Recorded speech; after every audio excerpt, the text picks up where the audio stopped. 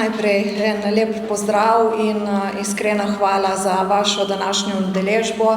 Jaz pravim, da je danes srečen dan, pravzaprav je bil že prejšnji petek, ko je vlada na 111. redni seji tudi potrdila zakon o izgradnji, upravljanju in gospodarjenju z drugim tirom železniške proge Divača-Koper, sicer skrajšan postopek, tako da zakon imamo sedaj mi v Državnem zboru in vsaj kar se tiče poslanske skupine Svoboda, se ga res iskreno veselimo in se želimo seveda, da bi ga čim prej tudi Državni zbor obravnaval.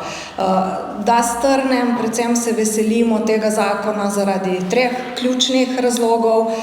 Prvi je ta, da si seveda želimo in prizadevamo že leta, da se tudi vzporedni tir obstoječemu čim prej začne graditi in seveda si želimo tudi, da bi bil čim prej zgrajen. Druga stvar, zaradi katere smo resnično veseli, je, da zakon predvideva posebno določilo, da se obstoječa železniška proga po izgradnji obeh tirov opusti, da se nameni rekreaciji in turizmu, kar smo si mi domačini že več let prizadevali in na to opozarjali in v bistvu to določilo zavezuje vse vlade, ne samo trenutno, ampak tudi vse vlade v prihodnje, da se bo to tudi v praksi izvedlo. In še tretja stvar, zaradi česar se veselimo tega zakona, je tudi ta, da v njem jasno piše, da ne železnica, ne Luka Koper nista na prodaj, ne glede na priporočila OECD-ja. Sedaj bi predala besedo ministrici za infrastrukturo, magistri Alenki Bratušek, da nekaj več pove o samem zakonu. Najlepša hvala. Sama bom pa začela z informacijo, da gradnja trenutnega tega projekta, ki mu rečemo drugi tir, to je največji infrastrukturni projekt v naši državi, teče skladno s časovnico in tudi finančnimi okviri, kakor je predvideno v investicijskem programu. Zelo pomembno se mi zdi to ob vsaki možni priliki poudariti, ker v Sloveniji na žalost pač v preteklosti nekako nismo imeli najbolj srečne roke pri vodenju velikih projektov, tako da jaz sem prepričana, da bo ta projekt, ki ga zdaj izvajamo, absolutno pokazal, da tudi v naši državi znamo velike, milijardne infrastrukturne projekte peljati tako, kot je treba. Pred kratkim so bili prebiti vsi tuneli, vsi predori, tako da tudi tisti največji riziko, če lahko tako rečem, pojavljanje kraških jam je za nami in, kot sem že poudarila, še vedno smo v finančnih okvirih, kot smo jih načrtovali že leta 2019. Kar se tiče vsebine sprememb zakona o izgradnji drugega tira, je že poslanka Kozlovič povedala tiste ključne vsebinske stvari. Mogoče ponovim oziroma dodam, da prenašamo investitorstvo tudi za ta dodatni levi tir na podjetje 2TDK, se pravi tudi ta nov dodaten tir bo gradilo podjetje 2TDK.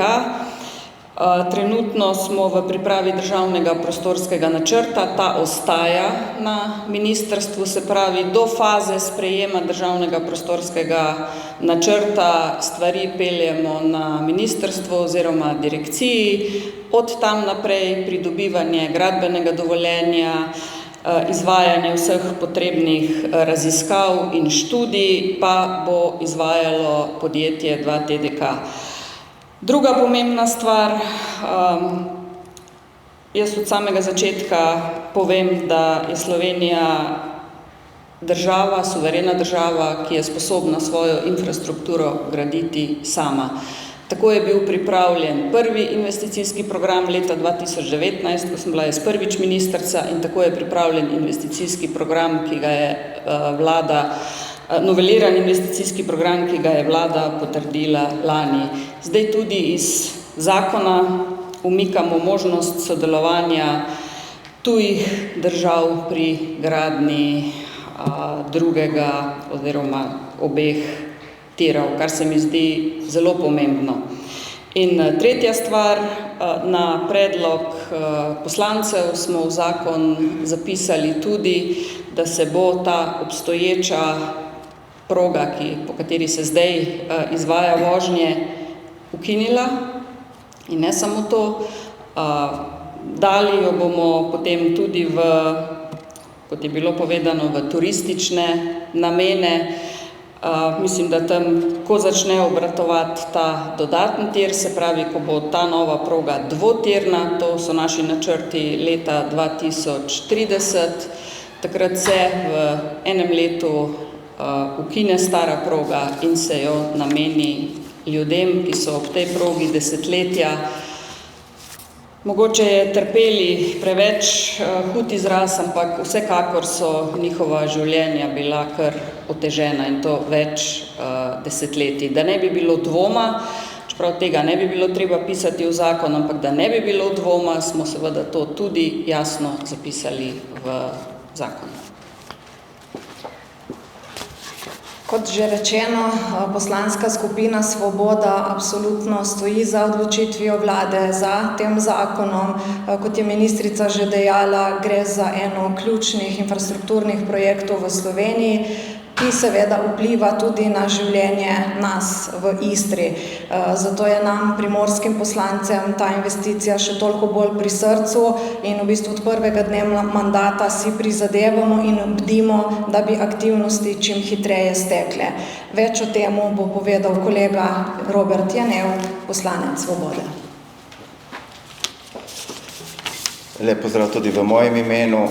Ja, v Gibanju Svoboda smo veseli, da je vlada sprejela novelo zakona o izgradnji, upravljanju in gospodarjenju z drugim tirom, saj pomeni to za tiste, ki živimo v slovenski Istri, v bistvu eno veliko olajšanje. Gre za to, da se veselimo večje pretočnosti, varnosti in predvsem tega trajnostnega razvoja, ki ga mnogokrat slišimo. Če se spomnite, nedavno tega smo bili priča, lahko rečem, ekološki katastrofi, pri katerem je eden od vlakov iztiril, kar posledica je bila seveda izlitje velikih količin korozina, kar pomeni, da smo s tem ogrozili tudi vodooskrbo slovenske Istre. Zato ni nepomembno, da se drugi tir in vzporedni tir čim hitreje v bistvu na nek način tudi vzpostavijo.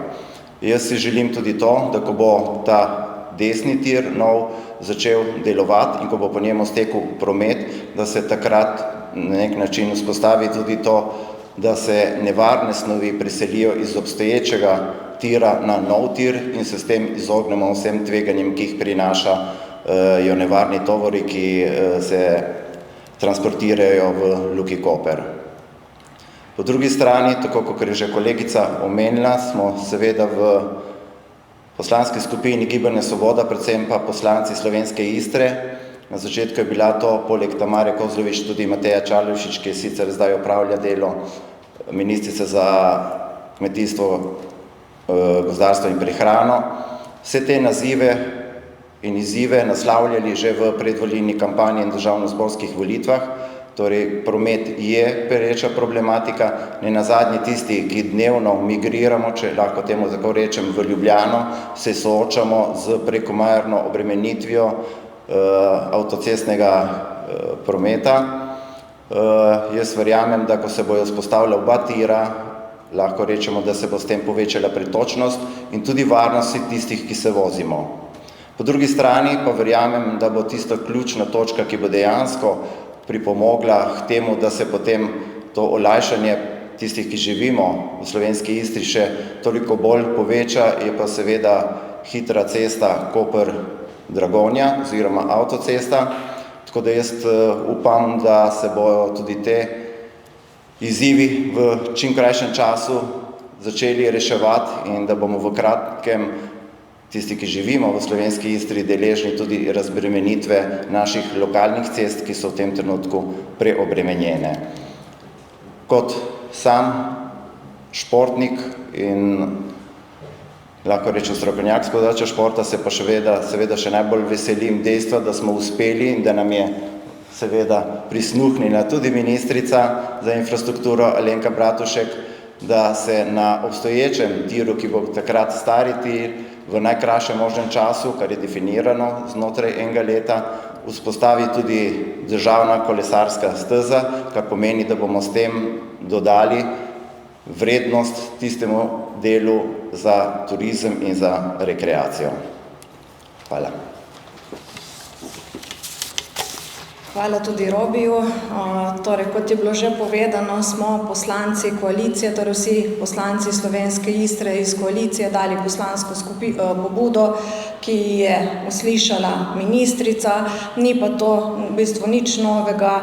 Pobude za tovrstne ideje, torej za opustitev železniške proge, segajo že v leto 2017 in še prej z recimo sklepom občinskega sveta Mestne občine Koper, in tej vladi je v bistvu sedaj uspelo to zapisati tudi v zakon in s tem zavezati vse prihodnje vlade, da se bo to tudi v praksi zgodilo, da ne bo ostalo zgolj na besedah.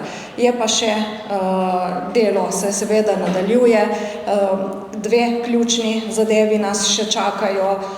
Kot smo mi že v kampanji pred volitvami izpostavili, da je bila Slovenska Istra zapostavljena predvsem s prometnimi infrastrukturnimi projekti, kar niso se premaknili, bi jaz tukaj izkoristila to priložnost tudi, da se zahvalim ministrici, ki zelo učinkovito pelje kup investicij, ki se, hvala Bogu, iz mrtve črke na papirju premikajo k življenju, denimo Serminska, Šmarska cesta, Bertoška vpadnica, drugi tir in kot že rečeno, lažje bomo v Istri zadihali, ko bomo pridobili tudi hitro cesto Koper-Dragonja. In kaj še zelo pomembno za nas Istrane v povezavi z drugim tirom, ministrica je to že omenila v svoji predstavitvi, in sicer naši domačini živijo ob tem velikem infrastrukturnem projektu in nosijo posledice te gradnje. To sta hrup, smeti, prah in tako naprej. Zato bomo poslanci Svobode še naprej skrbno spremljali, da se vse škoda, ki je nastala našim domačinom, v najkrajšem času tudi povrne v skladu z dogovori med investitorjem in tistim, ki tudi investicijo gradi. Temu bomo poslanci Svobode resno namenili veliko pozornosti, saj menimo, da si po dolgih letih gradnje, nekaj nas jih še čaka, upam, da bo teh let čim manj, da si zaslužimo tudi izravnalne ukrepe, ki so nam bili nenazadnje obljubljeni.